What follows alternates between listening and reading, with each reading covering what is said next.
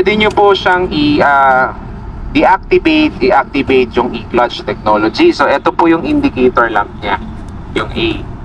So yung indicator lamp naka-on siya means siya po ay activated. So pagka operation po niya, i-on nyo po siya. Gusto nyo pong patakbuhin na yung motorcycle, pwede nyo siyang apakan na. So hindi na siya mamamatayan ng makina. Kasi okay?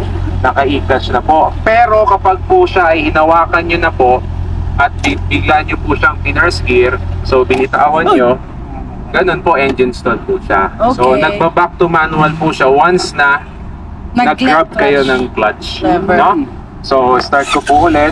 So first gear, pwede nyo siyang i-second gear, parang sa semi-automatic. So third gear, pwede kayo mag-start ng higher gear. Yun nga lang po, may lumalabas ng indicator, nagbi-blink na ibaba nyo po yung gear kasi hindi siya appropriate gear. No? So kailangan po ibaba nyo kasi loose power na yan. Yan po, loose power na pagka nag-move kayo na. Okay? So in case, yes sir, in case naman po na gusto nyo pong ginagamit nyo po, pinapatakbo nyo na po siya, nag-downshift po nag-stop po kayo at higher gear, hindi po mamamatay ang makina. Huwag nyo lang hawakan yung clutch. Kasi magmamanual po, kagaya po dito. Bibitawan po. So yun po yung mga basic operation po niya. Habang tumatakbo po kayo, pwede nyo pong i-shift po without using the clutch. Downshift, ganun din. So may tanong po kayo na sa Sir Jetlaw, pag nasa higher gear daw po, tapos nag-stop, tapos kung hindi mo hawakan yung lever, namamatay?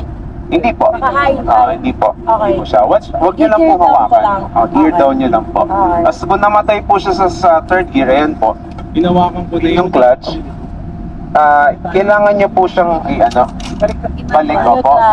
Kasi hinawakan nyo na nga po yung clutch. So kapag nagigi-switch, nag-go-off po yung kasi okay. nag-activate po yung Kung kunyari nasa 5th gear ka, tapos nahawakan mo yung clutch, so pag gusto mo bumalik ng lower, may auto blip ulit, okay. So balik ka ulit neutral muna. Hindi naman po. Hinawakan nyo yung clutch at 5th gear.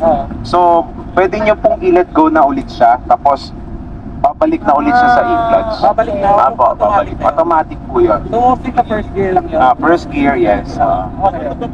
So yun po, may tanong po. Pwede po nating si sir. So pwede ko siyang gamitin the entire test drive nang hindi ako gagamit ng clutch. Oo, pwede po. Pwede. Ayun. Napaka-convenient po. So pwede nyo na pong i-test. So may sequence po si ma'am kung sino po yung gustong gagamit. Mag-gear up na po kayo.